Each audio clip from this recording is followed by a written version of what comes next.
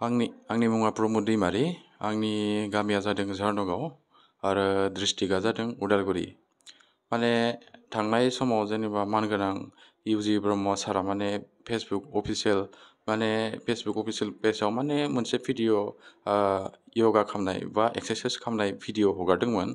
बेयावहा माने आङो गाज्रि कमेन्ट माने आनडेम'क्रेटिक माने गाज्रि कमेन्ट मोनसे हरनाय जादोंमोन। बे जेनेबा सानस्लाबियाव मिथिस्लाबियाव बे कमेन्टखौ माने सारनि पस्टआवहा माने पेस्ट खालामनाय जादोंमोन आरो बिनि थाखाय माने बेफोरबायदि गाज्रि कमेन्टनि दारै आङो माने सारनिसिम गाहाय माने निमाहा बिहरनाय थाबाय।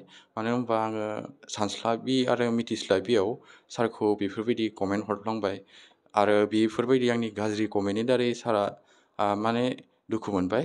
बिनि दारैनो आङो सारनिसिम माने गाहायै बे खेबसेनि दारै आङो निमाहा बिहरनाय थाबाय आरो फैबाय थानाय समफोराव आरो आङो नेक्स्ट टाइम आरो रावनिबो बेफोरबायदि पस्टआवहा माने गाज्रि कमेन्ट आरो गाज्रि राव सोंखारिला माने बेफोरबायदि आं माबा खालामला।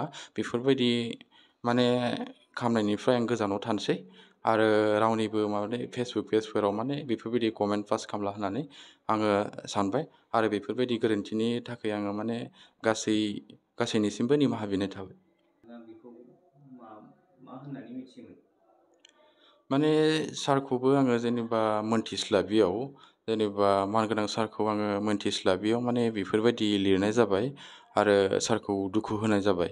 बिनि दारै माने आङो क्षमा बिनाय जादों आरो सारनिसिम। माने सारा सासे माने मोजां गोसोनि मानसि आरो बेफोरबायदि माबानि जेबो एबार खनसेनिफ्राय हरफिनला आरो बेफोरबायदि खालामला होननानै आङो सारनियाव निमाहा बिदों आरो